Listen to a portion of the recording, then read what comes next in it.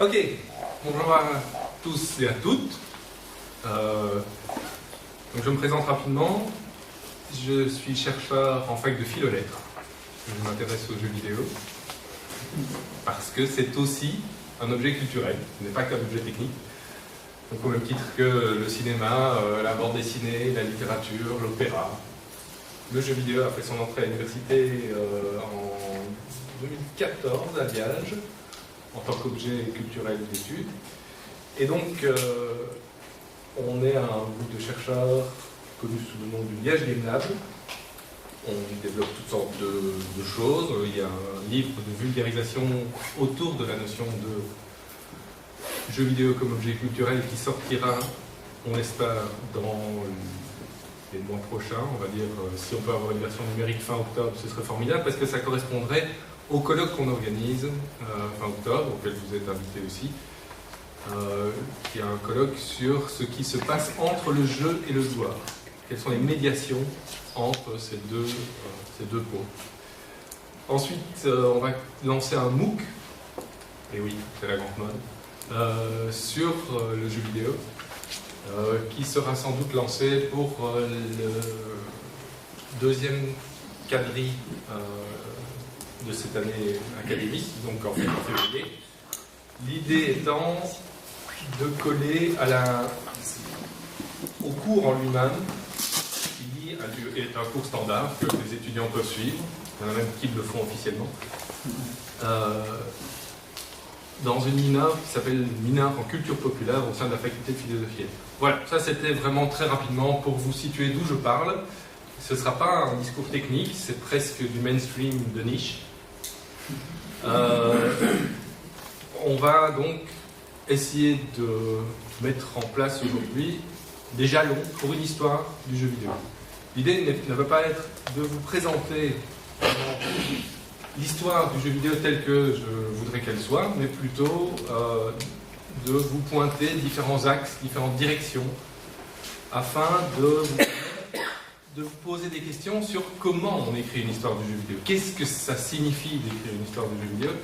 Qu'est-ce que ça implique? Et de quel objet va-t-on parler? Donc, vous ne sortirez pas d'ici avec les grandes dates qui ont fait l'histoire du jeu vidéo. Pour ça, il y a Wikipédia, c'est mieux. L'option dominante que tout le monde connaît, qui est la plus classique, la plus accessible, c'est l'histoire commerciale et industrielle. Je me lever parce que je ne vous vois pas et ça m'énerve. L'histoire commerciale et industrielle, qui est aussi l'histoire de l'érudit, c'est-à-dire n'importe quel connaisseur de jeux vidéo va s'intéresser aux successions de machines, aux successions de jeux, etc. C'est surtout en fait l'histoire des fabricants de machines. C'est une histoire profondément promotionnelle, industrielle, fondée avant tout sur une vocation commerciale. Alors, elle est tout à fait respectable en soi et elle dit déjà quelque chose de l'objet, mais il me semble qu'on peut se permettre de voir au-delà. Vous en trouverez des modèles sur Wikipédia, comme je vous le disais, dans les grands sites journalistiques, parce que ces sites servent généralement de caisse de résonance et ont un agenda de sujets dictés en fait par le modèle industriel et les grands salons, et ça finit par créer une histoire, la succession des sorties, la succession des annonces, etc. Tout ça finit par former en quelque sorte un discours d'escorte au sujet du jeu vidéo. Et puis il y a quelques livres, en fait il y en a une pléthore, mais j'en parle deux, trois. Celui de Daniel Ijvia est sûrement le plus connu, la saga des jeux vidéo, il a été réédité un grand nombre de fois. Celui de Blake Harris sur la guerre des consoles est assez symptomatique de la génération des années 90, qui est le moment où le jeu vidéo devient un objet au-delà de la niche. Je voulais juste aussi vous pointer le fait que cette histoire, il faut quand même la prendre avec des pincettes, parce que déjà, géographiquement, elle n'est pas la même partout. Donc ça, c'est les dates de production des différents consoles jusque 2012-2013. Et soyez attentifs à la messe. Donc ça, c'est en Europe. ça c'est aux États-Unis, ça c'est au Japon. Donc, vous voyez bien que la durée de vie d'une console dépend très largement de son lieu, de l'endroit où elle est distribuée. Alors, tout ça est disponible, encore une fois, en ligne. Moi, je vais déjà commencer par faire une critique de cette option dominante, c'est-à-dire une critique de ce discours mainstream. D'abord, je vous l'ai dit, il est au service de l'industrie, c'est-à-dire qu'il est téléologique, il se justifie lui-même, il justifie l'existence des objets ludiques pour eux-mêmes, et surtout, il justifie en fait une forme de climax présent. C'est-à-dire qu'on ne peut trouver mieux que ce qu'il est actuellement disponible. Les meilleurs jeux, c'est pour maintenant. Les meilleures consoles, c'est pour maintenant. La meilleure expérience de jeu, ça ne peut être qu'avec le matériel disponible à l'heure actuelle. Ça, c'est le discours que l'industrie produit. Parce que plus d'immersion. Alors, il faudrait déjà commencer par critiquer cette notion d'immersion. Qu'est-ce que ça veut dire, plus d'immersion? Le fait qu'on oublie qu'on est dans un jeu, le fait qu'on pense que à jouer. Donc, il y a tout un discours qui devrait être examiné. Elle est écrite aussi par les vainqueurs, cette histoire. C'est-à-dire que les consoles qui n'ont pas eu de succès, les consoles qui n'ont pas eu... Enfin, quand je dis consoles, c'est les appareils de jeu qui n'ont pas eu de devenir, voire certains qui ne sont restés qu'à l'état de projet,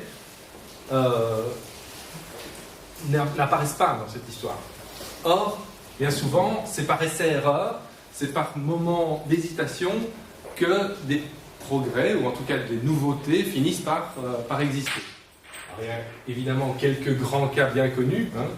L'accord entre Sony et Nintendo pour la Super Nintendo, qui a vu finalement, cet accord n'a jamais vu le jour, et qui a vu l'émergence de la PlayStation, c'est un des couacs bien connus de l'histoire. Mais il y en a eu des dizaines d'autres qui méritent autant d'attention que ces moments de victoire, quelque part, parce que finalement, ils en disent plus sur l'industrie que le discours bien cadré et bien propre produit par l'industrie elle-même. Alors, autre biais de cette histoire du jeu vidéo traditionnel, c'est qu'elle met l'accent sur les appareils dédiés au jeu. C'est-à-dire que elle va mettre l'accent sur les consoles, elle va mettre l'accent sur des micro-ordinateurs destinés avant tout à jouer. Elle efface très notablement tout ce qui est appareil mobile, à part les consoles. Mais vous avez tous un smartphone, en fait c'est la console de jeu la plus populaire au monde, largement, on n'imagine même pas. C'est aussi l'appareil de jeu qui a permis de toucher le plus grand nombre et finalement peut-être de rendre le jeu acceptable socialement. C'est une question qui mérite en tout cas d'être soulevée. Or, c'est typiquement le genre de question que l'histoire du jeu vidéo devrait s'emparer. Dont l'histoire du jeu vidéo devrait s'emparer. Et enfin, dernière critique, c'est qu'elle se focalise sur l'Occident, et en partie la réception du Japon en Occident. Mais grosso modo, quand je dis l'Occident, en fait c'est les États-Unis. Quand on parle de la crise de 1983, moment bien connu de l'histoire du jeu vidéo, on a fait des reportages, notamment celui sur l'enterrement d'Atari, enfin l'enterrement de E.T., le jeu, dans une réserve du Nouveau-Mexique, enfin une réserve, pas une réserve, une décharge du Nouveau-Mexique. C'est pour illustrer en fait cette crise du jeu vidéo. Or, en fait, si on regarde au Japon en 83, c'est l'explosion totale du jeu vidéo. Ça marche super bien. Si on prend le point de vue du Brésil, c'est le début de l'hégémonie de la Master System qui va durer jusqu'en 96-97. Donc, se focaliser sur une zone géographique, c'est s'enfermer dans un point de vue. Et encore une fois, s'enfermer dans un point de vue de dominant. Et enfin, le fait de s'intéresser à des consoles et des objets vidéoludiques, on s'interdit en fait de documenter des pratiques tombées dans l'oubli, des choses qui sont annexes, qui font partie de la culture vidéoludique, mais qui généralement sont oubliées par une histoire focalisée sur la technologie. Donc, moi, ce que je vous propose, c'est de parcourir différentes options pour essayer de sortir de cette histoire-là et de voir comment on peut faire dialoguer cet objet technologique avec la culture et avec le social. L'idée, c'est de s'interroger sur les objets que recouvre cette histoire du jeu vidéo. D'abord, qu'est-ce que ça signifie écrire l'histoire du jeu vidéo? Est-ce que c'est écrire l'histoire des machines? Est-ce que c'est écrire l'histoire des ordinateurs? Une Switch. Oh. Avec Zelda, je vous conseille. Est-ce que c'est écrire l'histoire des franchises, des personnages, des licences à succès? Ah, une femme. Une autre femme. Pas tant que ça. Est-ce que c'est l'histoire des marques? Alors, je vous dis des marques qui devraient vous faire rire, pas certaines. En tout cas, celle-là. Est-ce que c'est écrire l'histoire des créateurs? Option très classique pour l'histoire de la littérature. On écrit l'histoire des auteurs littéraires, on écrit l'histoire des écrivains. Qui sont ces gens? Quelqu'un peut m'aider? Jed Raymond. Bon, oui, on le connaît. Miyamoto, créateur de Mario. J'ai Frédéric Rénal qui vient en tête, mais je ne sais pas pourquoi. Frédéric Rénal. Bien vu. Créateur d'Alone in the Dark. Au-dessus à droite. Sid Meier. Civilisation. C'est un des rares qui avait son nom dans le nom du jeu. Donc c'était Sid Meier's Civilization. Et elle, cette charmante dame. Jed Raymond. Pardon? Jed Raymond. Jed Raymond, qui est la productrice exécutive des premiers Assassin's Creed. Une figure de proue du renouveau de l'industrie. Donc, est-ce que c'est écrire l'histoire de ces gens-là? Est-ce que c'est écrire au contraire l'histoire de studios de développement, étant donné qu'on est dans un objet culturel pluriel, c'est-à-dire un peu comme les blockbusters hollywoodiens? On a effectivement un réalisateur, mais on a surtout 15 000 personnes, c'est rappelé pour tous ceux qui veulent pirater les films, 15 000 personnes vivent de cette industrie, ne les spoliez pas. Eh bien, même chose, on pourrait se dire que, en fait, un jeu vidéo, c'est une œuvre collective qui doit être étudiée, au moins du côté de son pôle de création, à partir des studios. Donc là, LucasArts, Westwood, c'était pour vous rappeler que dans les années 90, il y avait une rivalité au niveau du jeu d'aventure sur ces deux grands modèles qui étaient celui de Westwood et celui de Lucas. Bref, parce que c'est un studio un peu phare qui a fait les beaux jours de la Super Nintendo avec les Donkey Kong Country, puis qui maintenant travaille plutôt du côté de Microsoft. Est-ce que c'est au contraire faire l'histoire des éditeurs, puisque finalement c'est eux qui ont le pouvoir, à tel point que Atari par exemple refusait au départ que les jeux soient signés par les auteurs. Il n'y avait pas de crédit pour les jeux, c'était un produit informatique qui était uniquement, qui appartenait en tant que propriété intellectuelle à l'éditeur. C'est pour ça que, là le nom m'échappe évidemment, un des premiers jeux crédités, enfin le premier jeu crédité, c'était sur Atari. On le voit dans Ready Player One, je ne sais pas si vous avez vu, voilà, où il faut faire un cheat code pour obtenir la page de crédit avec le nom du créateur. Donc finalement, les éditeurs jouent un rôle majeur. Il faut savoir aussi, Tencent, qui connaît Tencent? Donc Tencent, c'est le plus gros studio, le plus gros éditeur au monde. C'est un éditeur chinois qui détient une partie d'Activision. C'est vraiment eux qui décident en fait de l'avenir du marché pour le moment. C'est eux qui ont les finances nécessaires. On parle toujours d'Activision, d'Electronic Arts et d'Ubisoft qui sont les trois gros éditeurs occidentaux. Mais encore une fois, si on se concentre non pas sur l'Occident mais sur le monde en général, il faut changer de focal. On parle aussi d'autres choses. On pourrait parler des lieux où on joue. L'université, le centre commercial, la chambre, je vais y revenir. On peut parler des sociabilités liées au jeu. Les LAN parties pour les plus anciens d'entre nous. Les parties d'e-sport, les boutiques de rétro gaming où on discute des souvenirs, les salons, les expositions. Je ne sais pas qui était à la Gamescom. Certains y sont passés. Je vous déconseille. Les discours qui accompagnent le jeu, les publicités, la presse spécialisée ou généraliste, bref, toute une série d'objets qui ne sont pas du jeu, mais qui font partie de l'histoire du jeu. Ça me semble vraiment crucial. Et enfin, le plus difficile pour faire l'histoire, c'est de capter l'expérience de jeu elle-même. Qu'est-ce que c'est jouer à un jeu vidéo? Qu'est-ce que c'est être dans les années 90, avoir un PC dans sa chambre et avoir une version déplombée de Dune ou avoir une version en 50 disquettes parce qu'on n'a pas de lecteur CD de Seven's Guest. Il fallait être courageux. Voilà ce qu'il fallait faire. Alors, en fait, tous ces objets, pour moi, doivent être mélangés. Il faut croiser les points de vue. Il faut... Parce que ce n'est pas mal.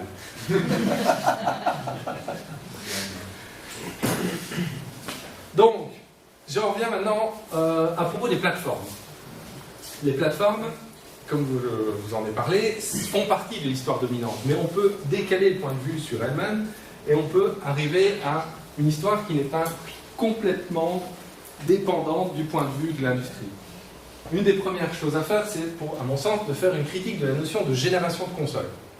C'est généralement par cette entrée-là qu'on arrive à écrire l'histoire.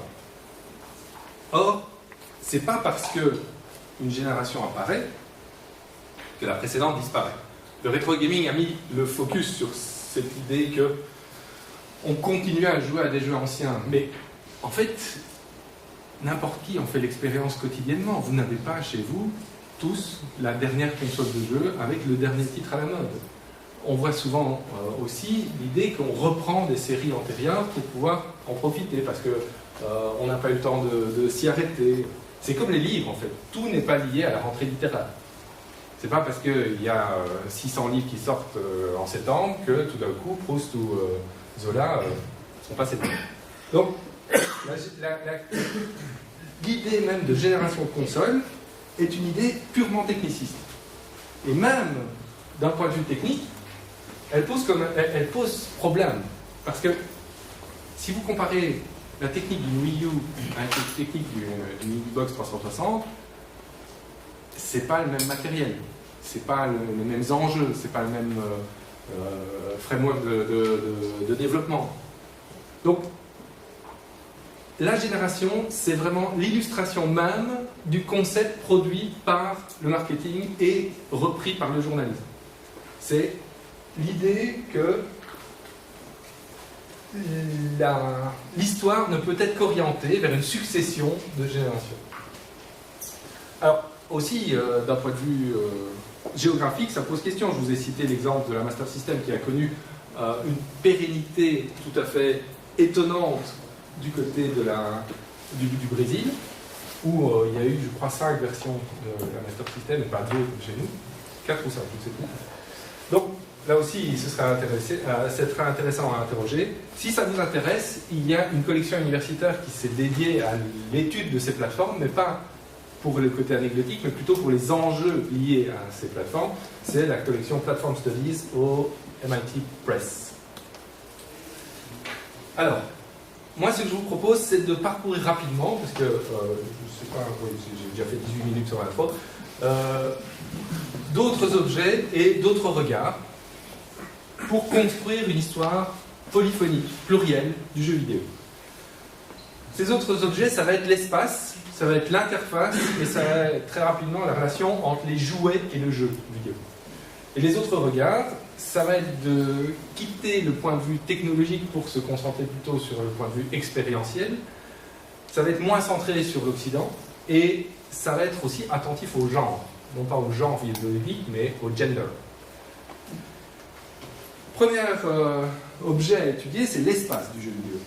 Si ça vous intéresse, je vous conseille cet excellent essai de Mathieu Triclot, Philosophie des jeux vidéo, qui est en fait l'œuvre d'un spécialiste de la cybernétique. Il avait fait sa thèse sur le moment cybernétique, comme il l'appelle, c'est-à-dire les années 50, et qui interroge le jeu vidéo d'un point de vue vraiment philosophique. Il prolonge en fait ce livre, non, pardon, il est prolongé dans un projet ANR qui s'est terminé maintenant, qui s'appelle Ludespace, et qui est en fait un projet qui interroge les lieux de pratique du jeu vidéo. Où joue-t-on au jeu vidéo en France? Pourquoi? Comment? Dans quelles conditions? Etc. Alors, ce qui est intéressant dans le bouquin de Triclo, c'est qu'il propose une relecture de l'histoire du jeu vidéo à partir de 3 grands lieux, 3 grands espaces de jeu. Le premier, c'est l'université. Le deuxième, ça va être la salle d'arcade, et le troisième, le salon. L'université est un prétexte au départ pour discuter de l'invention du jeu vidéo, qui est aussi un autre marronnier, comme on dirait en journalisme, c'est-à-dire un sujet qui revient constamment et qu'on discute pour savoir si oui ou non on peut considérer telle pratique comme déjà du jeu vidéo ou pas, etc. Bref, se battent en trio OXO en 52, Tennis for Two en 58 et Space War en 62, en sachant par exemple que Tennis for Two, c'est donc un Pong très très rudimentaire, était en fait au départ une activité de promotion d'une université américaine qui était montée pour la journée de promotion, qui n'était pas du tout un objet de recherche ou quoi que ce soit, c'était juste pour montrer comment fonctionnait un oscilloscope et ce qu'on pouvait faire avec. Donc, vous voyez que les contingences sont quand même très très grandes dans ce cas-ci. En revanche, Space War, là, il y a eu une volonté de créer un univers virtuel, un univers fictionnel, parce qu'il y a une forme de narration minimale derrière, et surtout, ça a connu un certain succès parce que, comme il était programmé sur PDP-1, je ne sais plus de quelle marque, je crois que c'était. Je vais dire une bêtise, je ne sais plus quelle marque d'ordinateur, mais c'était PDP-1. Le programme circulait déjà, était diffusé, soit par listing, soit, je ne sais pas trop comment à l'époque, il faudrait que je me renseigne, mais il y avait une forme de conscience que c'était un objet potentiellement ludique.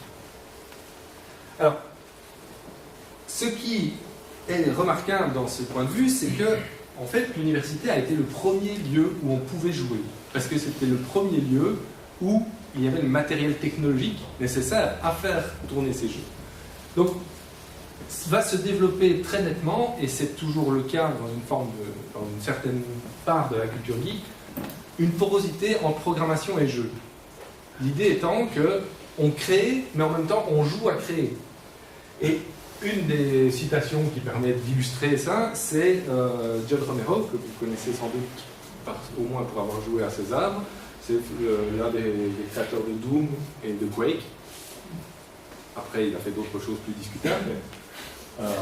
Voilà. Donc, c'était en juillet 79. Mon frère Ralph et son ami Robert étaient sortis toute la journée. Ils sont rentrés à la maison complètement surexcités en me disant qu'on pouvait jouer à des jeux gratuitement à la fac sur des ordinateurs.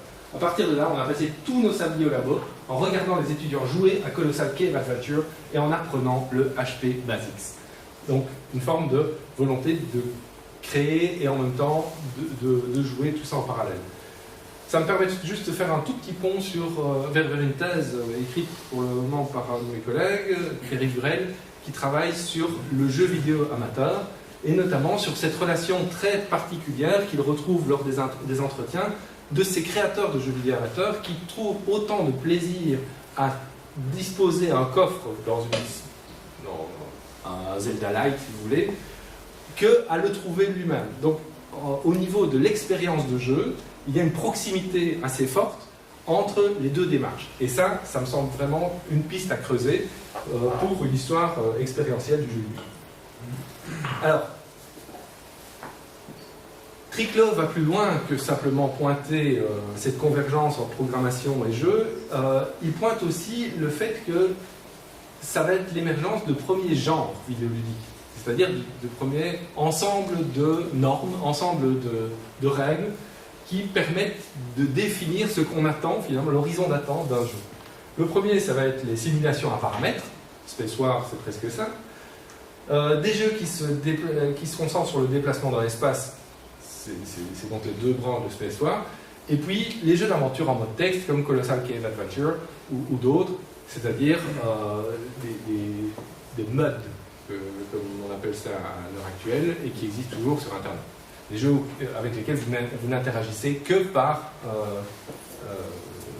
texte. Finalement, ces trois caractéristiques vont se retrouver synthétisées, en tout cas c'est l'hypothèse de Triclo, dans le jeu de rôle. Alors, j'avance. Deuxième lieu qui est important et qui jalonne l'histoire du jeu vidéo, c'est le centre commercial. Pourquoi est-ce que c'est important? C'est parce que c'est là qu'étaient abritées les salles d'arcade, les fameuses salles dans lesquelles on allait mettre des sous pour pouvoir passer quelques minutes à jouer. Et là, ça me paraît important, on passe d'une pratique large... Oui, dis-moi. Juste pour le jeu de rôle, vient du jeu vidéo à la base? Non. Non, je pense pas. Là, je dirais une grosse bêtise si je disais ça. Je pense que ça va... Donc, le jeu de rôle tel qu'il a été formalisé par le jeu vidéo va reprendre les trois caractéristiques pointées par Patrick Le. Donc, la simulation à paramètres, tu as des feuilles de perso, les déplacements dans l'espace, tu as des couloirs, des portes et des choses comme ça, et puis des jeux enfin, le mode textuel pour interagir avec l'environnement. Donc, en quelque sorte, on pourrait dire que le jeu de rôle était éclaté dans différents... Enfin, certains paramètres du jeu de rôle étaient éclatés dans différents types de jeux vidéo de l'époque, et que ça s'est re-subsumé, je veux dire, à ce moment-là. Désolé pour la mécompréhension, c'était un peu rapide. Alors, je revenais sur la salle d'arcade. La salle d'arcade, ce qui est intéressant, me semble-t-il, c'est que le centre commercial qui transforme la marchandise en loisir, c'est-à-dire on se balade dans un centre commercial sans avoir nécessairement besoin d'acheter quelque chose. On peut aller passer une heure pour tuer le temps à Belle-Île ou ailleurs. Donc, finalement, le centre commercial qui est au départ un grand magasin, si on veut, transforme cette opération d'achat en opération de loisir, c'est-à-dire en temps qui passe. Eh bien, le jeu d'arcade va convertir exactement l'inverse, c'est-à-dire il va transformer un loisir, ce qui était le cas quand c'était une pratique à l'université, en marchandise. C'est-à-dire que pour pouvoir bénéficier de ce loisir, il faut mettre de l'argent, il faut pouvoir y jouer. On est dans une opposition totale par rapport à ce que Romero disait, de la mise à disposition des ordinateurs le week-end pour pouvoir jouer. Donc, cette inversion, finalement, va permettre une forme de rencontre du grand public parce que les bornes d'arcade vont devenir partie prenante de l'expérience quotidienne de la plupart des gens. Ce n'est plus quelque chose qui reste dans un endroit très inaccessible. Alors, ça va avoir aussi des conséquences sur le gameplay. Et ça me paraît aussi crucial. C'est-à-dire que l'objectif ne va plus être de se perdre dans de vastes mondes, mais d'éviter le plus longtemps possible de perdre. Ça va être d'éviter le plus longtemps possible de perdre pour ne pas devoir repayer. Et donc, du côté du programmeur, enfin de l'exploitant de la borne, l'idée au contraire va être de faire en sorte qu'on paye le plus souvent possible pour que l'emplacement soit rentable. D'ailleurs, c'est très intéressant de voir que dans les années 70, les magazines qui parlent des jeux vidéo ne sont pas du tout des magazines dédiés à la culture vidéoludique, ce sont des magazines qui parlent aux placiers, on appelle ça. C'est-à-dire en fait des gens qui viennent dans les cafés proposer aux clients des bornes d'arcade, et donc un des calculs que devait faire le cafetier quand il accueillait ce type de borne, est-ce que c'est plus rentable pour moi d'avoir une borne d'arcade ou d'avoir une table avec deux chaises? Qu'est-ce qui va me rapporter le plus d'argent? Est-ce que des gens vont consommer ou au contraire, est-ce que des gens vont jouer? Donc, ça a un impact sur le modèle économique et ça a aussi un impact sur le gameplay de ces jeux. Donc, les types de jeux qu'on voit apparaître, c'est différentes adaptations de Pong, des labyrinthes, et puis des jeux qui font défiler différents écrans. Jumpman, ou Donkey Kong en fait, c'est exactement ça. Alors, troisième lieu, c'est la maison, le cocon familial. Là, c'est encore un pas en plus vers la familiarisation du grand public avec cette pratique vidéoludique, parce que c'est le moment où la télé qui trône bien souvent au milieu du salon, c'est-à-dire dans l'espace partagé par excellence, mais quand même dominé par l'autorité paternelle ou maternelle, ça dépend des familles, va être investi, cet espace, par une pratique qui, au départ, est vue comme complètement bizarre. on conçoit mal le fait que, à l'époque, ce qui se passe derrière la télévision n'est pas connu. Je veux dire, les branchements des fils et des choses comme ça, la plupart des utilisateurs de télévision ne s'y intéressent pas. Donc, aller brancher une console pour interagir avec le poste, c'était déjà une démarche très particulière. Mais ça va avoir une influence sur le médium vidéoludique, et inversement, le jeu vidéo va avoir une influence sur ce qu'on va pouvoir voir à la télé, via notamment les dessins animés, etc. Je ne veux pas rentrer dans les détails là-dedans, mais c'est juste pour vous montrer qu'il y a des pistes intermédiatiques aussi à explorer au niveau du jeu vidéo. Différents types de jeux apparaissent, des jeux généralement où on peut consacrer un temps beaucoup plus long, notamment le jeu de rôle japonais, le jeu de plateforme à défilement horizontal qui procède par essai-erreur, et le jeu d'aventure-action à la Zelda. Alors, pour compléter cette liste de lieux, on pourrait citer un non-lieu que Triclo n'évoque que très peu, ou pas du tout. C'est en fait l'idée de la miniaturisation et de la portabilité du jeu.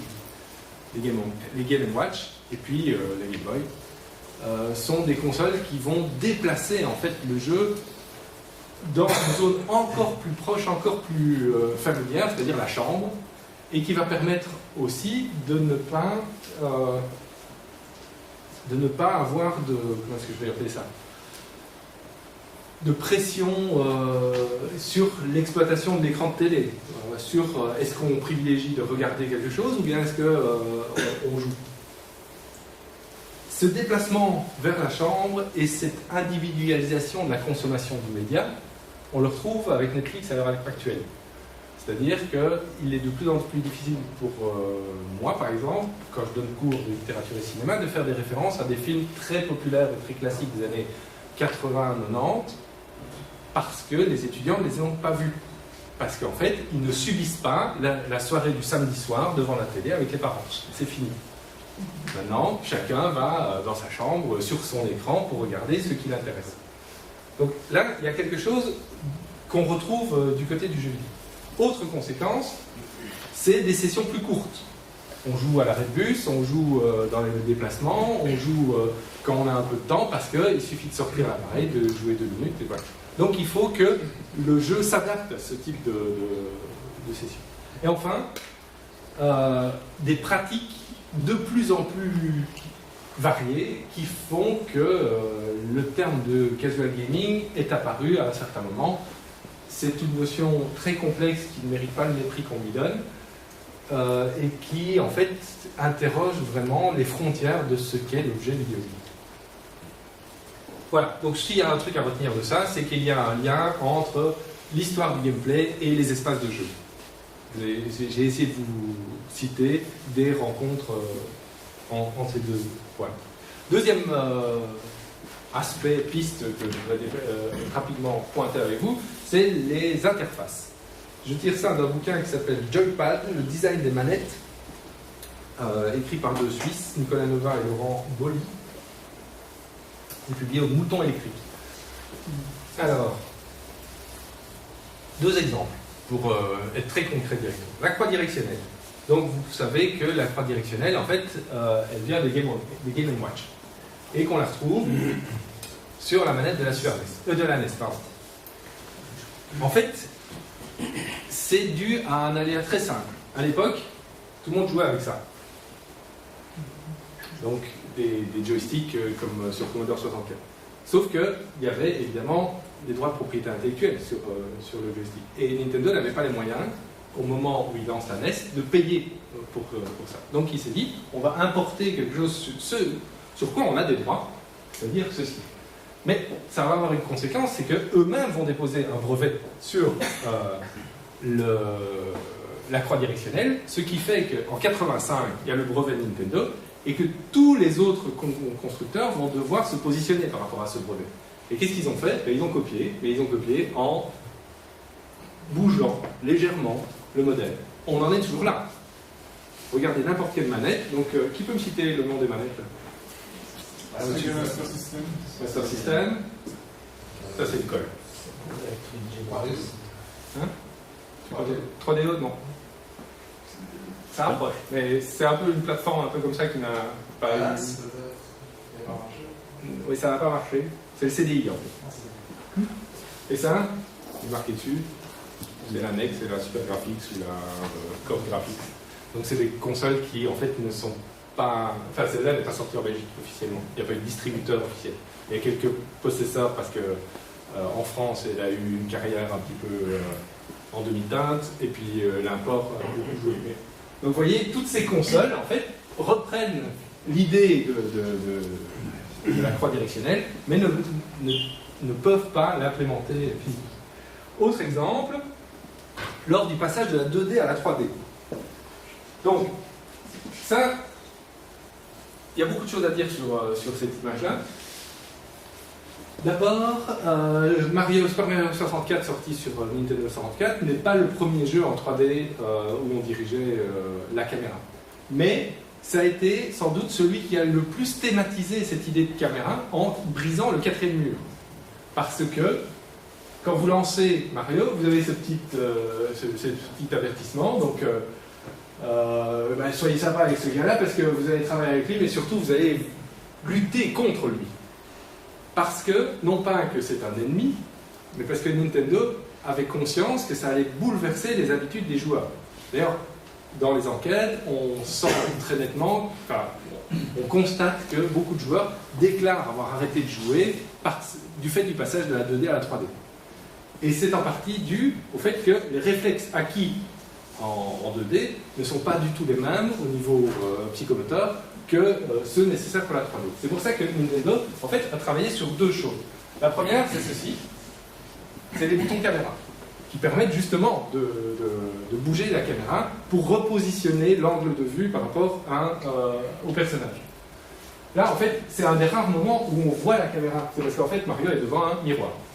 Donc, il ne pouvait pas faire comme si la caméra n'était pas là. Et c'est pour ça qu'il y a une rupture du quatrième mur comme au théâtre, parce qu'on voit le dispositif qui est dans une forme de monstration de lui-même.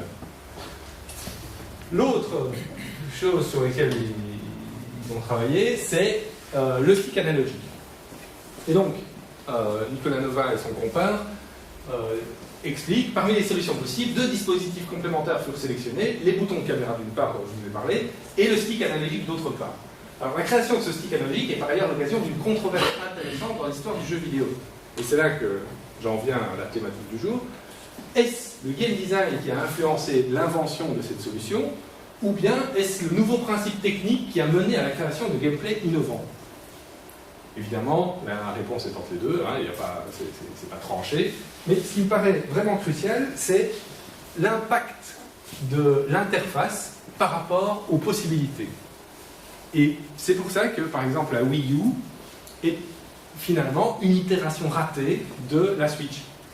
C'est-à-dire que la fameuse mablette que vous voyez là était en fait une première tentative pour rendre le jeu non pas portable comme une 3DS, mais plutôt pour être une troisième voie, je veux dire, entre la télé et la portable définitive.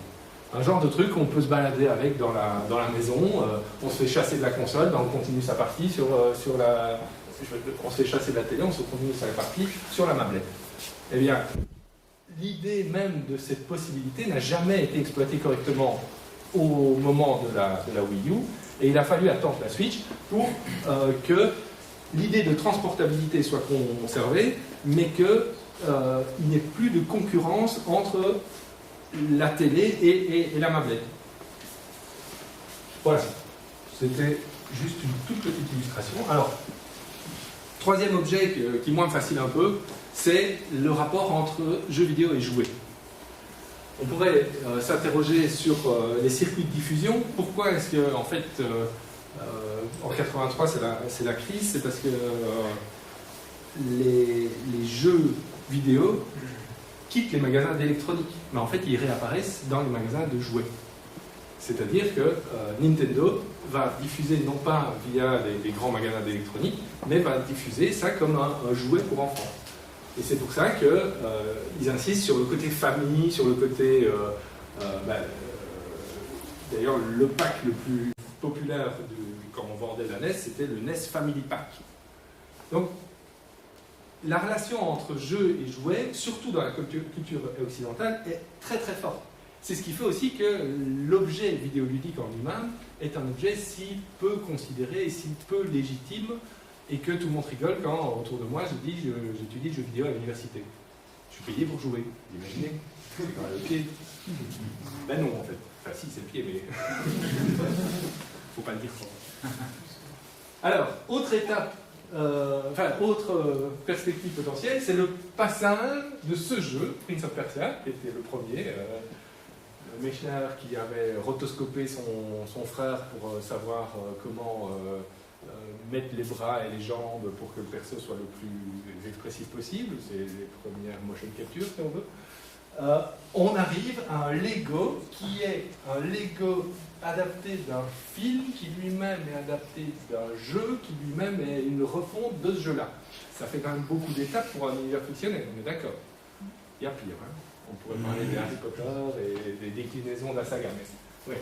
Et puis surtout, comment expliquer cet engouement pour ces trucs-là? Ça a sauvé Nintendo sur 2 années fiscales. Donc c'est les Amiibo. Et c'est pas une blague. Au moment de la déconfiture de la Wii U, ce qui a sauvé Nintendo, en partie, c'est la 3DS et les Amiibo. Et les Amiibo, qu'est-ce que c'est? C'est juste des figurines avec une puce NFC qui permet d'accéder à des fonctions dans le jeu.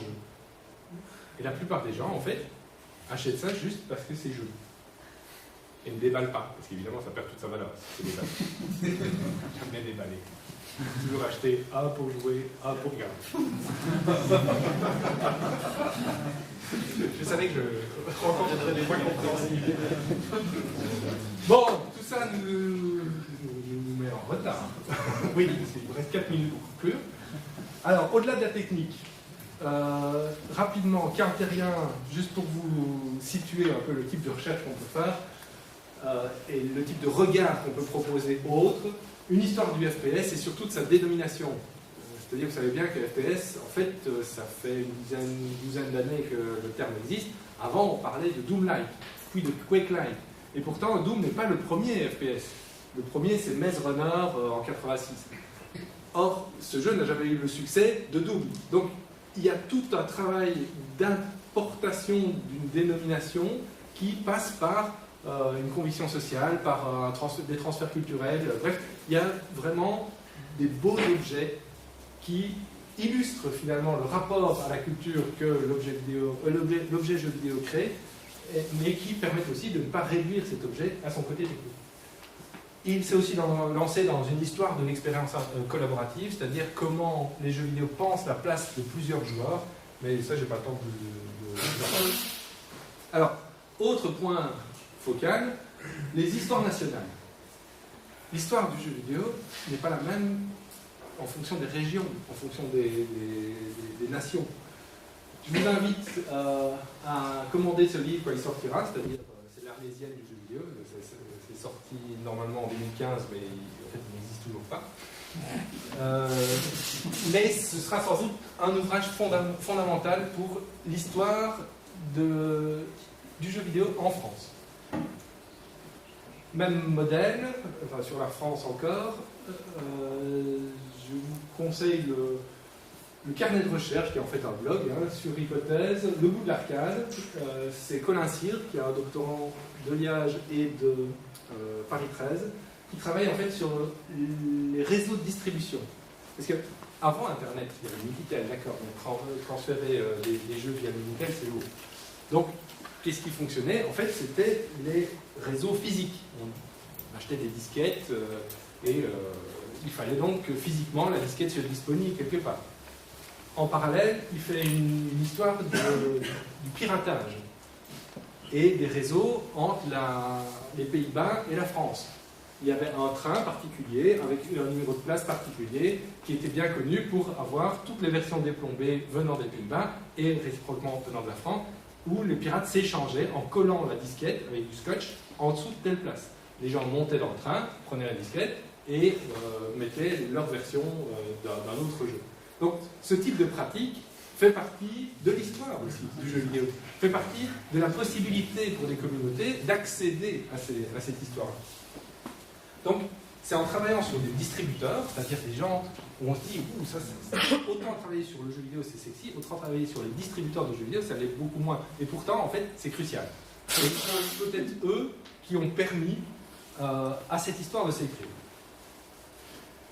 Autre exemple d'histoire nationale, qui va sortir, lui, en décembre 2018, la Jaroslav Svelch, qui est en fait le jeu vidéo derrière le mur de Berlin. Est-ce qu'il y a eu des créations? Alors, son hypothèse, oui, et c'est ça qui est vraiment fondamental, c'est que c'est devenu non pas uniquement un objet de loisir, mais aussi un mode d'expression. Et ça rejoint en fait les appropriations qu'un de tes arts qui commence cette année, une des appropriations possibles du jeu vidéo par l'Égypte notamment. Le thésard en question,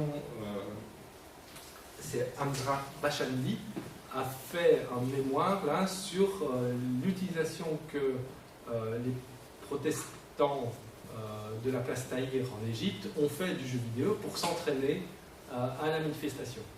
Donc le jeu vidéo peut avoir des usages complètement étonnants et hors entertainment. Carrément dans le serious game là alors. Mais justement, le serious game, est-ce que ça reste un jeu vidéo? Mais on ne va pas là-dessus. Je termine rapidement. On parlait de figures de créateurs, mais on parle toujours à peu près de la même personne. Il suffit de regarder, nous tous dans cette salle, on a des profils socio-économiques, culturels assez proches. Pourtant, il y a des figures complètement différentes qui sont rarement mises en avant. Alors ça va du plus mis en avant au moins mis en avant. Les figures de la production indépendante, bon, Phil Fish, vous connaissez peut-être. Blow. Blow, c'est celui qui a fait. Quelqu'un peut m'aider? J'ai pas entendu. Bread, oui, merci. Mais il a fait là dernièrement un jeu avec un jeu de labyrinthe avec des énigmes sur une île. C'est pas grave. Ça m'échappe. Il faut le dire plus fort parce que j'entends pas. The Witness, merci. Production par et pour des femmes. Alors là, on en revient à l'invisibilisation de la figure féminine au sein du jeu vidéo, à tel point que ça marque même les enquêtés. C'est-à-dire qu'on va rencontrer des gens qui ont fait des jeux vidéo dans les années 80 en France. La figure de la femme est souvent minorée. Or, ça a été crucial pour plein de raisons. Je voulais juste le signaler. Et enfin, la production queer, notamment les travaux d'Anna Entropie, qui sont vraiment à la fine pointe de l'appropriation militante du jeu vidéo. Alors, tout ça est possible, c'est des pistes, c'est bien. J'en ai pour 3 minutes. Je voulais juste pointer 3 difficultés majeures pour l'histoire du jeu vidéo. La première, c'est les sources. Les sources, elles sont dépendantes du secret industriel. C'est impossible d'arriver aux archives de grands groupes. Nintendo, j'ai eu la chance de rentrer dans une salle où il n'y avait rien. C'est-à-dire qu'ils nous ont accueillis, ils nous ont fait nous asseoir pour étudier notre demande, et cette salle était blanche, il y avait juste un écran. C'était vraiment, on sentait le sas de décompression. Le pôle créatif devait être ailleurs.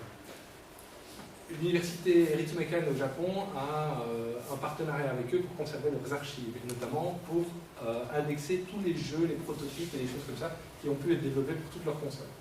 Mais là aussi, il y a une difficulté d'accès très grande. Alors, les sources sont souvent détruites parce qu'elles sont jugées illégitimes ou inintéressantes. Quand vous développez quelque chose et que ça n'a pas de succès, la plupart du temps, les gens le jettent. Or, en France, dans les années 80, il y a eu plein de projets autour du jeu vidéo, même des projets de copie de console et des choses comme ça. Et tout ça a été détruit parce que les gens n'ont pas conservé ça, jugeant ça illégitime. Et enfin, les grands témoins de l'époque sont en train de mourir. Le jeu vidéo va avoir 60 ans à peu près. Ça veut dire que des gens qui développaient au début sont en train de disparaître. Je vous parle du cas de Paul Braford, qui est quand même un type complètement extraordinaire et étonnant. Donc, il a fait de la musique, hein, le petit atome. Il était en fait ingénieur au centre atomique en France, je ne sais plus où il se situe. Ça doit être ça. Il a travaillé avec Raymond Queneau sur l'Oulipo, donc l'ouvroir de littérature potentielle, c'est un grand mouvement littéraire à contraindre. Et par hasard, il a développé les premiers jeux vidéo français. Donc c'est vraiment un profil étonnant que Alexis Blanchet, dans son bouquin French Touch, dont je vous parlais tout à l'heure, a eu l'occasion de rencontrer. Alors il le raconte super bien, si vous avez l'occasion, on va mettre en ligne le cours qu'Alexis avait fait, où il expliquait sa rencontre, ça prend une demi-heure rien que pour poser le truc, mais en gros, il l'a trouvé par hasard dans l'annuaire téléphonique, il est allé le voir dans une mansarde à Paris, alors qu'il n'y avait aucune chance que ce monsieur soit toujours vivant au moment où il l'a appelé, et quelques jours après, il en est mort. Enfin,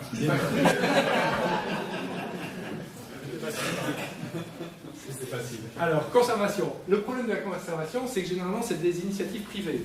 Par ailleurs, il y a quelques grands moments, grands conservateurs, et notamment la BNF, la Bibliothèque nationale de France, qui a un fonds jeux vidéo incroyable, et qui est accessible, sur demande.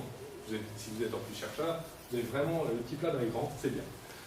Mais le problème, c'est qu'il ne s'agit pas seulement de stockage. Comme vous savez, les problèmes de stockage, c'est la pérennité des supports, des choses comme ça. Mais surtout, si on s'intéresse à l'expérience de jeu, il faut évidemment trouver des moyens de reconstituer l'expérience la plus originale possible. Et ça pose vraiment de grandes questions. L'équipe de Ludov à Montréal s'interroge sur ces possibilités-là, et notamment propose une salle de pratique du jeu vidéo avec des PC dédiés. Des PC A386 et 616, A486 et X66 et un Pentium 3 pour les différentes strates de jeux vidéo. Et enfin, la dernière chose qui pose problème, et ça c'est plutôt à des gens comme moi, c'est comment est-ce qu'on écrit l'histoire du jeu vidéo? Est-ce qu'on se contente des concepts? Mais ça c'est des questions plus générales d'écriture de l'histoire par le chercheur. Est-ce qu'on se contente des catégories d'époque? Est-ce qu'on en forge de nouvelles? Qu'est-ce que ça signifie en forger? Qu'est-ce que ça signifie reprendre des catégories et les utiliser dans des contextes qui n'ont pas été prévus pour? Bref, l'anachronisme, toutes ces choses, ça fait partie de ce à quoi on est confronté là maintenant. Là, l'exemple, c'est le Doom-like. Est-ce qu'on peut parler de Doom-like pour Maze Runner alors que Doom n'était pas sorti? Et en même temps, est-ce qu'on peut continuer à parler de Doom-like maintenant alors que dans Doom, tout est plat, il n'y a pas de hauteur? Voilà.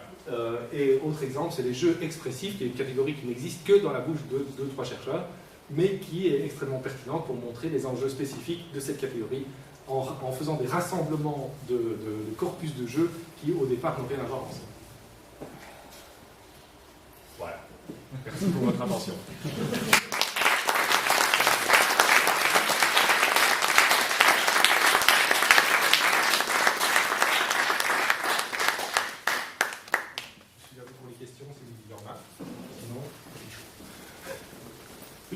Parce qu'on peut imaginer, je n'en sais rien, parce qu'en écoutant, que c'est le jeu qui aurait été la porte d'entrée de l'ordinateur domestique. Parce que quand on va ordinateur sur jeu sur TV, donc oui. Ça éclaire, etc. C'est une des possibilités. Non, mais au tournant des années 80, l'ordinateur était un loisir de hobbyistes. Il y avait des revues qui étaient pour des gens qui construisaient eux-mêmes leur ordinateur. En fait, ce qui a fait le passage pour moi, c'est de passer de cet esprit de do-it-yourself vraiment dès le départ jusqu'à le moment où on a pu utiliser l'ordinateur sans connaître le contenu de la boîte. Comme au 64, par exemple. Ouais. Justement, toute cette gamme de consoles, de dispositifs, oui. C'est un peu passé à la trappe, enfin, oui. À la trappe. J'ai pas servi l'exemple. Il y a eu Henri, il y a de l'abstrait. Il y a eu vraiment toute une période où on jouait sur ce type de matériel et c'était pas une console ou une cassette, c'était pas du tout. C'est pour ça que je parlais de micro-ordinateur. C'est le moment où, fin des années 70, début des années 80, où il y a eu vraiment une ouverture du marché très très large qui a permis à des gammes d'ordinateurs très différents, en tout cas superficiellement, parce qu'à l'intérieur les processeurs étaient généralement très proches, d'essayer d'investir le marché. Ce qu'il y a, c'est qu'elles n'ont pas survécu au crash occidental, et donc elles se sont fait rattraper à partir de 83-84 par les consoles dédiées, je vais dire ça, et puis par des gammes de produits plus chers, l'Amiga 500, l'Atari ST et les versions plus évoluées, le 1200, etc. Et puis surtout par le PC. Le PC, à un moment, à partir de 90, de 89, 90, a tout balayé avec le DOS, quoi. Donc, oui, il y a vraiment un chantier extraordinaire à faire, qui existe en partie dans les travaux d'Alexis Blanchet. Donc, si ça vous intéresse, c'est plutôt vers ces travaux à lui qu'il faut aller voir. J'ai pas eu le temps d'y assister, mais je vous remercie vraiment. Est-ce que l'histoire du jeu vidéo n'est pas aussi finalement à relier au niveau de l'histoire du jouet et quelque part une des branches de l'histoire générale du jouet? C'est un Est-ce lien. qu'elle est plus intéressante qu'un autre jouet qui pourrait être le Lego, qui pourrait être la manière dont les enfants jouent et apprennent à jouer? Et finalement, c'est pas vraiment à enlever de l'aspect ludique et de l'importance du jeu dans le... Je pense que c'est une de ces dimensions. Ça, très, très concrètement, j'ai essayé de l'illustrer très rapidement, qu'il y avait un lien potentiel très fort, mais le considérer comme uniquement ça, ce serait trop réducteur par rapport au potentiel heuristique et explicatif qu'il y a sur le côté. C'est-à-dire que l'histoire du jeu vidéo, c'est aussi l'histoire de rencontres d'industries très puissantes.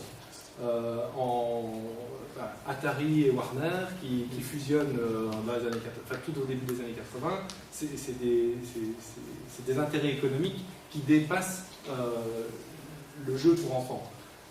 Et en même temps, du fait de la conception du jeu en Occident, c'est-à-dire que le jeu, dans l'esprit de beaucoup, c'est réservé aux enfants, le conditionnement du jeu vidéo a été très fort poussé vers cette dimension-là. Et c'est pour ça qu'elle est assez visible. Mais en même temps, si on élargit la focale et qu'on regarde au Japon, tout le monde joue. Et en même temps, ça reste une pratique pas très légitime. Mais dans les transports en commun, tout le monde va jouer. Des vieilles dames et des jeunes enfants. Donc, il me semble que c'est important de ne pas perdre de vue, et c'est pour ça que je voulais la mentionner au moins en une slide, le lien avec le jouet, mais l'idée c'était aussi de ne pas le réduire à ça.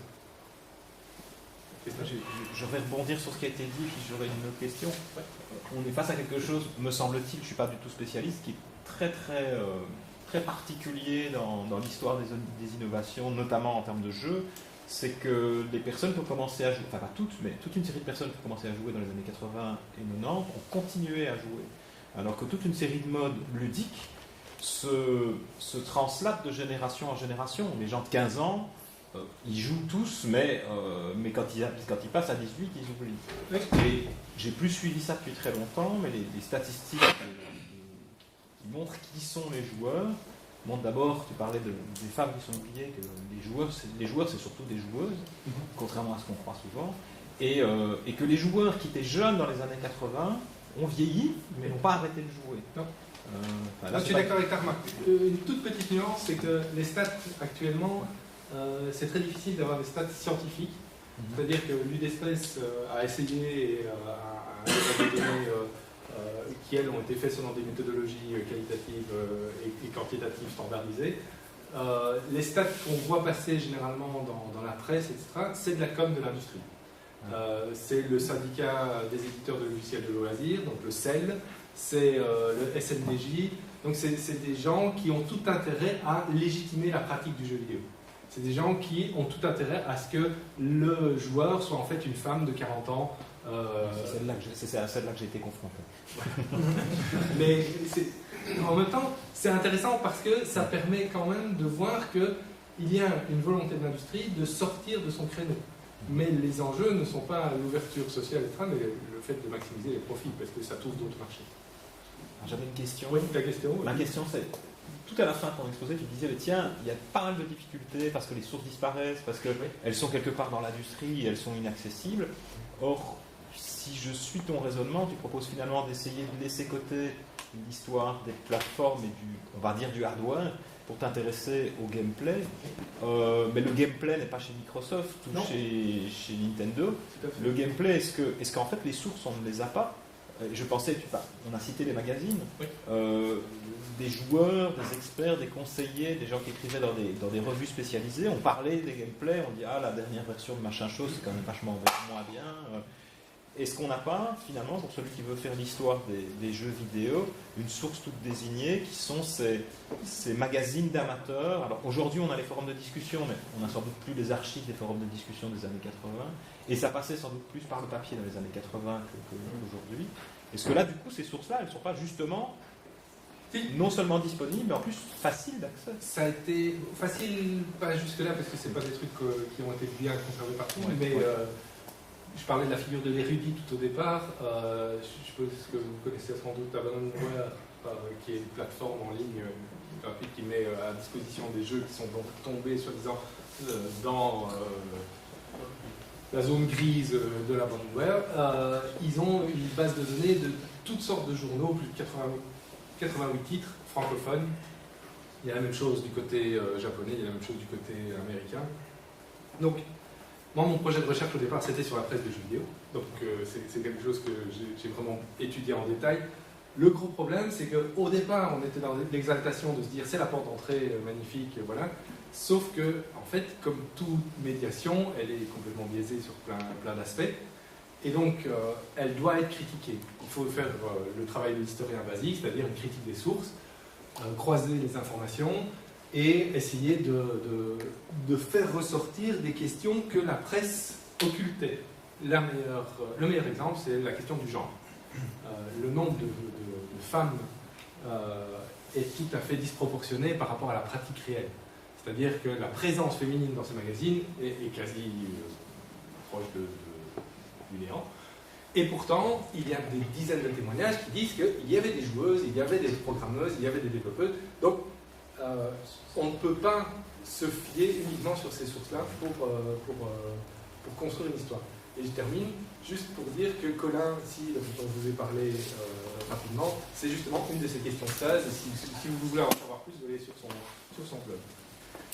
J'ai une idée de pourquoi est-ce que le jeu vidéo est considéré comme un truc de mec à la base. Parce que s'il y a plus de femmes que d'hommes qui y jouent... J'ai pas dit qu'il y avait plus de femmes, j'ai dit qu'il y en avait. Ah oui. Ici, dans la fête, je crois qu'il y a 3-4 filles. Et il y a 50 mecs. Oui. Je pense qu'il y a une connotation... Sur la base aussi, il y a beaucoup plus d'hommes que de femmes. Donc, oui, mais justement, je pense qu'il y a une connotation par rapport à la pratique sociale. C'est-à-dire que on se déclare moins joueuse qu'on se déclare joueur. C'est moins stigmatisé. Voilà, donc, il y a vraiment un poids du regard de la société. C'est lié à l'espace géographique. À l'université, au départ, il y a beaucoup plus de garçons que de filles. Qui passent dans le lieu public. C'est rare que les filles allaient toutes seules. Voilà, c'est un peu. Il y a sans doute l'espace géographique, mais il n'y a pas que ça. Il y a aussi l'éducation, il y a plein de paramètres. Mais en fait, moi, j'utilise le jeu vidéo juste pour montrer que le rôle des femmes doit être souvent reconsidéré par rapport, même maintenant dans l'écriture de l'histoire. L'histoire, c'est l'histoire des grands personnages. Et je ne vais pas rentrer dans ce débat-là. Voilà, bref. Mais il n'y a pas d'explication définitive à ta question. Ce qu'il y a, c'est que ça incite chacun à regarder un petit peu comment on se positionne. Okay, oui.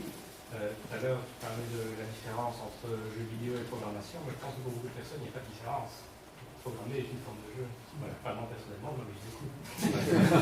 C'est le prototype dont je parlais tout à l'heure. Oui, je dirais pour rebondir, c'est qu'on parlait effectivement des premières consoles ou même du ZX Spectrum. L'entrée dans la programmation se faisait sous forme d'un jeu, et on parlait de Pong, on faisait un Pong, le principe. Et donc l'accès à cette première console était vraiment cette vision ludique, parce que les gens trouvaient un attrait là-dedans. On n'avait pas programmé des trucs très compliqués, mais c'était vraiment l'objectif. Oui, tout à fait. C'était le moment où on recopiait des listings pour pouvoir tester et pouvoir modifier l'un ou l'autre paramètre soi-même pour voir jusqu'où pouvait aller le jeu. Et pour un peu, on y revient un petit peu parce que quand... Oui, c'est là. J'entendais une voix. Quand on y revient un peu parce que quand nous, on apprend aux jeunes à faire la programmation, on va partir sur la création de jeux vidéo. Oui, ça revient à l'esprit initial. On revient à quelque chose. C'est un médium.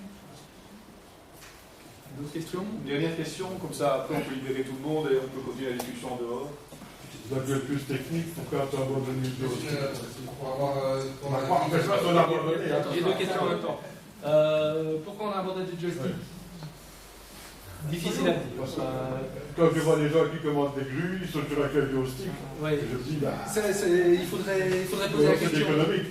C'est moins cher le petit carré en plastique que le. Il y a sans doute une partie d'économique, c'est-à-dire que en fait, le joystick casse plus facilement.